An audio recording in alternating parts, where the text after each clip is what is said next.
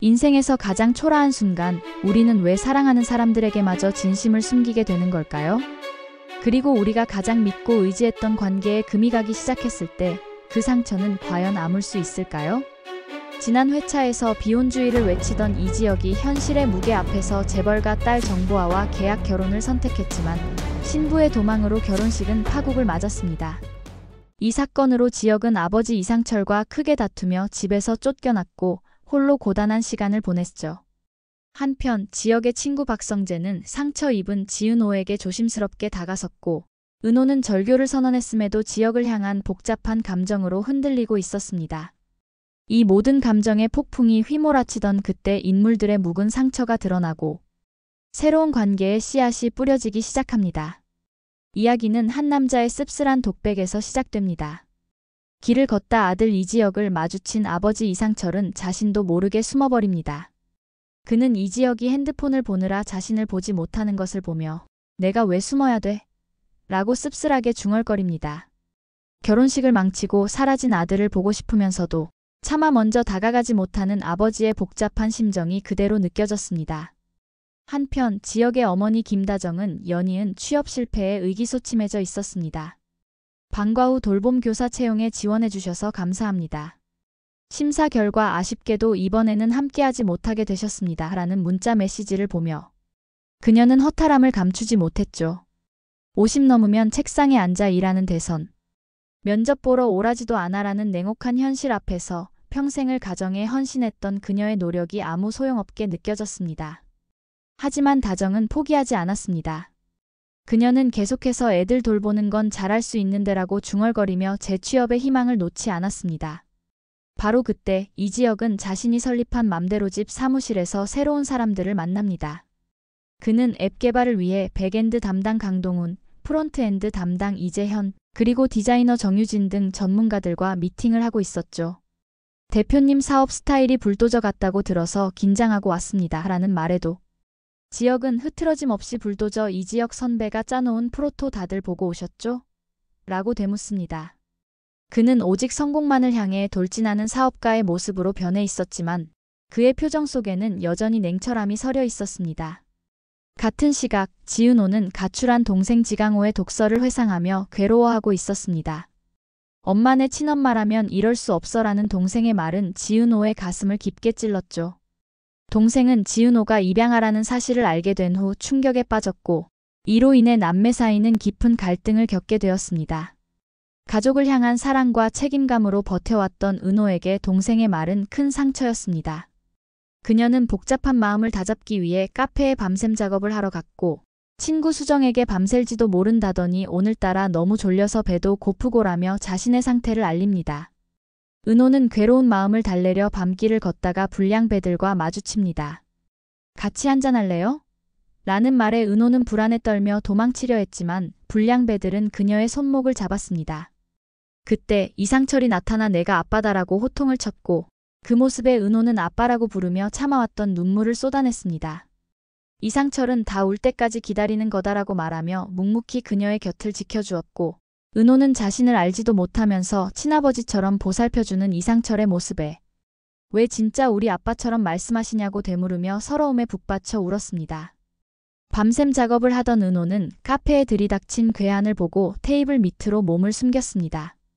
괴한이 현금과 지갑을 훔친 뒤 은호에게 다가오던 일촉즉발의 순간 이지혁이 나타나 괴한을 제압했습니다. 은호는 적당한 때에 잘 와줘서 고맙다고 말했고 지혁은 너 바보야? 너 머리 안 돌아가? 어떻게 저런 놈이 들어올 때까지 가만히 있어? 도망가야지라고 윽박질렀죠. 그는 은호를 집까지 데려다주며 혼자는 못 보내라고 단호하게 말했고 차 안에서 신경 쓰이게 하네라고 중얼거리며 묘한 분위기를 풍겼습니다. 한편 지혁의 여동생 이수빈은 박성재에게 갑작스럽게 고백을 합니다. 오빠 우리 제법 잘 어울리지 않아? 나랑 연애하자라고 말하며 적극적으로 다가갔죠. 내 조건에도 맞으니까 대시한 거지라고 말하는 수빈에게 성재는 좋아하지도 않는 여자랑은 사귀지도 않는다고 단호하게 거절합니다. 나 좋아하는 여자 있어라고 고백하는 성재에게 수빈은 오빠가 좋아하는 여자가 있는데 왜 연애를 안 해? 라고 물었죠. 성재는 이제는 내보려고 마음을 먹었어라고 말하며 그 여자가 지은호임을 암시했습니다. 그는 너한테 거짓말 안 해. 넌 지혁이 여동생이잖아 라고 말하며 수빈에게 지혁의 여동생이라는 사실을 잊지 말라며 선을 그었습니다. 수빈은 성재의 단호한 거절에 상처를 받고 진짜 이 오빠 너무하네라며 눈물을 글썽였습니다. 다시 카페로 돌아온 지혁은 박성재와 이야기를 나눕니다. 성재는 이제 집에 연락 좀 하자라며 지혁을 설득하지만 지혁은 내가 꽁에 있는 건데라고 말하며 자신의 속마음을 털어놓습니다. 내가 재밌어 하는 일을 못하게 하셨으니까라는 그의 고백은 오래전 유학의 꿈이 좌절되었던 과거로 거슬러 올라갔습니다. 할아버지의 병환 때문에 유학비를 약값으로 써야 한다는 아버지 이상철의 말에 지혁은 나는 꿈을 거세당했다고 느끼며 아버지에게 깊은 원망을 품게 되었던 것이었죠. 성재는 지혁이 그토록 힘들어했는지 몰랐다며 안타까워했습니다. 이 시각 은호는 진상 의뢰인과 마주했습니다. 돈 안 들이고 집 뜯어고치고 싶으신 거면 셀프 인테리어나 하세요 라고 단호하게 말하는 은호의 모습은 자신의 자존심과 가치를 지키려 하는 그녀의 성숙한 면모를 보여주었습니다. 이 모든 상황을 지켜보던 지혁은 아무 말 없이 자리를 피했지만 그의 마음은 복잡해 보였죠. 은호가 겪고 있는 아픔을 보며 그녀의 감정에 조금씩 공감하기 시작한 겁니다. 드라마는 예측 불가능한 전개를 이어갔습니다.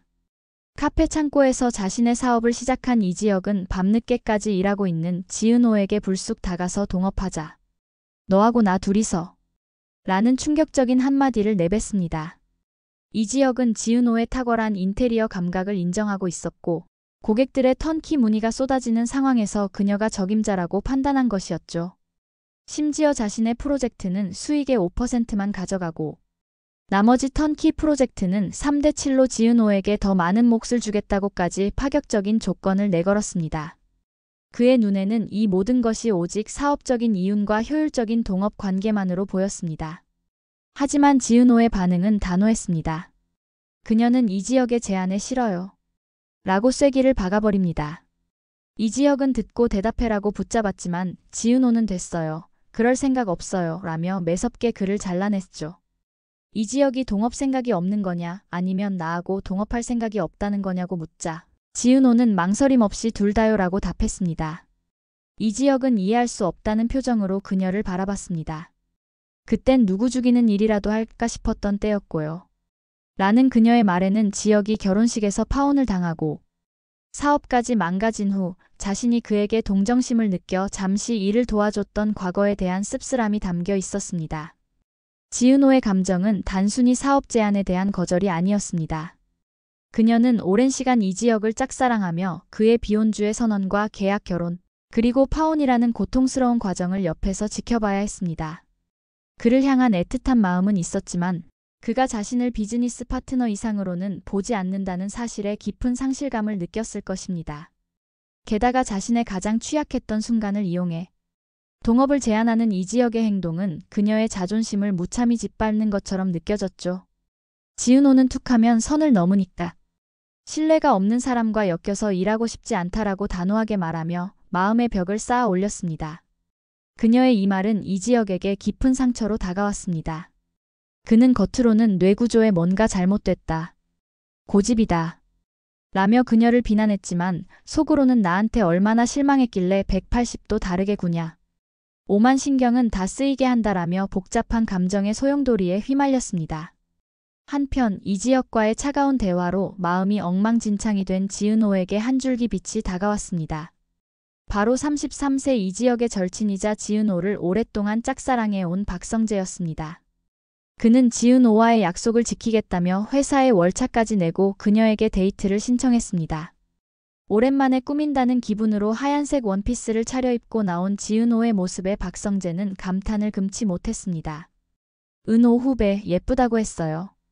라고 솔직하게 말하는 그의 모습에 지은호의 굳어있던 표정은 서서히 녹아내리기 시작했죠. 두 사람은 영화를 보고 식사를 하며 오붓한 시간을 보냈습니다. 지은호는 평일에 외출도 하고 본부장이 좋긴 좋다.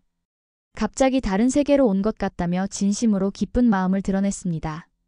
박성재 역시 은호 후배랑 이런 분위기에 밥을 먹다니 신기하다며 환하게 미소 지었습니다. 박성재는 지은호의 힘든 마음을 억지로 위로하려 하지 않았습니다. 대신 나도 그런 마음을 잘 안다. 누구한테는 다 말할 수 없는 게 있지 않냐며 깊은 공감을 보여줬습니다. 이 한마디는 지은호의 가슴을 울렸습니다. 자신을 강우 누나라는 역할 속에 가두고 힘들었던 시간을 보냈던 그녀는 박성재와의 만남을 통해 비로소 지은호라는 한 사람으로 인정받는 느낌을 받았습니다. 본부장님 덕분에 햇빛과 산들바람도 맞고 많이 웃었어요. 아직은 살만하다고 알려주는 것 같아요. 지은호의 진심 어린 말은 그동안 그녀가 겪었던 고통의 크기를 짐작하게 했습니다. 박성재는 그런 지은호의 모습을 보며 지은호는 청량한 바람이자 햇살 같았는데 깊은 구덩이에 암울한 사장 속에 빠져있는 줄도 몰랐다라고 생각하며 그녀를 돕겠다는 결심을 굳혔습니다. 이 데이트는 단순한 만남을 넘어 지은호에게는 스스로를 되찾는 시간이, 박성재에게는 사랑하는 사람을 향한 진심을 확인하는 계기가 되었던 겁니다. 박성재와 지은호의 달콤한 데이트를 멀리서 지켜보며 홀로 질투에 휩싸인 이가 있었으니 바로 이지혁이었습니다. 작업실로 돌아온 지은호를 보자마자 그는 깐깐한 추궁을 시작했습니다. 저 옷은 원피스 아니냐? 저건 데이트 룩이다. 영화관에 다녀온 거 아니냐? 놀이동산이라고 다녀온 거냐? 그의 말에는 질투와 혼란 그리고 알 수 없는 소유욕이 뒤섞여 있었습니다. 그는 끊임없이 박성재와 지은호의 관계에 대해 캐물었고 성재는 왜 힘든 애를 더 힘들게 하려고 하냐? 그는 안 된다고 내가 딱 잘라 말하기도 했다라며 불편한 심기를 노골적으로 드러냈습니다. 이지혁은 겉으로 냉정하고 이성적인 척했지만 그의 내면은 이미 질투라는 파도에 휩쓸려 통제 불능 상태였습니다. 그는 지은호에게 무심한 척 커피 2잔을 사와 나 마시려고 2잔 샀는데라고 건네는 서툰 모습을 보였습니다. 자신은 사업 파트너로서 동업을 제안했지만 지은호가 정작 자신의 절친과 즐거운 시간을 보내는 모습에 이지혁의 마음은 갈기갈기 찢어지는 듯 했습니다. 그동안 비혼주의자라는 견고한 성벽 뒤에 숨어왔던 그의 감정이 지은호라는 존재로 인해 서서히 무너지기 시작한 것입니다. 사랑이 아니라고 부정해왔던 감정의 실체가 이제야 그의 심장을 콕콕 찔러대기 시작했습니다.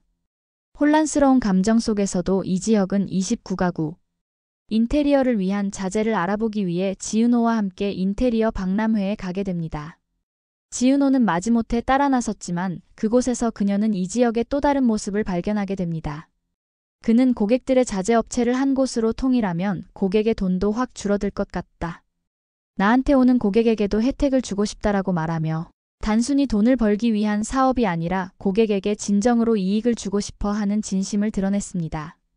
심지어 이사업체에서 수수료 안 받기로 했다는 그의 뜻밖의 소신 발언은 지은호에게 깊은 인상을 남겼습니다. 그녀는 오늘 유독 말을 많이 하신다며 놀라워했고 그의 열정에 조금씩 마음을 열기 시작했습니다. 이지혁의 솔직하고 순수한 사업가적 면모는 그동안 그녀가 느꼈던 이지혁에 대한 실망감을 조금씩 씻어냈습니다. 한편 또 다른 곳에서는 지은호와 그녀의 친모 고성희 사이에 비밀스러운 만남이 있었습니다. 사업적인 이유로 만났지만 고성희는 지은호의 텅 비어 보이는 눈을 보고 그녀의 아픔을 직감했습니다. 고성희는 아무도 모르는 자신의 비밀을 털어놓으며 먼저 마음의 문을 열었죠. 나는 잃어버린 딸이 있어요. 아무도 몰라. 나밖에. 기구하죠? 내가 어떤 마음으로 살아왔을 것 같아요? 라고 말하는 고성희의 목소리에는 깊은 슬픔과 후회가 서려 있었습니다. 고성희의 고백에 용기를 얻은 지은호는 자신 역시 꽁꽁 숨겨왔던 아픔을 털어놓았습니다. 저는 낳아주신 부모님을 몰라요. 그건 상관없는데 남동생이 제가 입양된 걸 알게 됐는데 저를 가족으로 생각 안 한대요. 지은호의 고백은 듣는 이의 마음을 아프게 했습니다. 그녀는 입양 사실 자체보다 그 사실을 알게 된 동생 지강호가 자신을 가족으로 인정하지 않는다는 사실에 깊은 상실감을 느끼고 있었던 것이죠. 자신의 친딸임을 모르는 채 지은호의 아픔에 공감하는 고성희의 모습은 묘한 긴장감을 자아냈습니다. 마치 운명이 서로를 끌어당기는 것처럼 두 사람은 모녀관계를 모른 채 서로의 가장 깊은 상처를 마주하며 위로를 주고받았습니다. 그날 밤 모든 복잡한 감정의 소용돌이가 지나간 뒤 지은호는 홀로 남은 이지혁을 찾아갔습니다. 그리고는 예상치 못한 질문을 던졌습니다. 동업하자고 한 거 유효한가요? 지은호의 말에 이지혁은 놀라움을 감추지 못했습니다. 새벽 늦은 시간 단호하게 자신을 거절했던 그녀가 마음을 바꾼 것입니다. 이지혁이 이 새벽에 라며 당황스러워하자 지은호는 할 거예요? 말 거예요? 라고 되물으며 그를 재촉했습니다. 결국 이지혁은 하겠다며 동업 의사를 밝혔습니다. 하지만 지은호의 마음은 단순한 동업이 아니었습니다. 그녀는 조건을 내걸었습니다. 조건이 있어요. 3가지. 내 조건 받아들이고 공증 받으면 동업할게요. 그동안 이지혁에게 일방적으로 상처받았던 지은호는 이제 대등한 위치에서 관계를 재정립하려 했습니다. 이는 단순히 사업을 넘어 이지혁과의 관계에서 자신이 주도권을 잡겠다는 선언이었습니다. 지은호는 박성재와의 데이트를 통해 자존감을 회복했고 고성희와의 대화를 통해 가족의 아픔을 마주하며 스스로 일어서야 할 이유를 찾았습니다. 더 이상 이지혁의 그늘에 머무는 지은호가 아니었던 것입니다. 과연 지은호가 내건 3가지 조건은 무엇일까요? 이 파격적인 동업 제안은 두 사람의 관계를 어떻게 뒤바꿔 놓을까요? 사랑을 배제했던 이지혁의 비즈니스가 지은호라는 감정적인 변수를 만나면서 과연 성공할 수 있을까요? 그리고 박성재와 지은호의 관계는 이지혁의 질투 속에서 어떻게 나아가게 될까요? 다음 이야기가 궁금하시다면 좋아요와 구독, 알림 설정 부탁드립니다.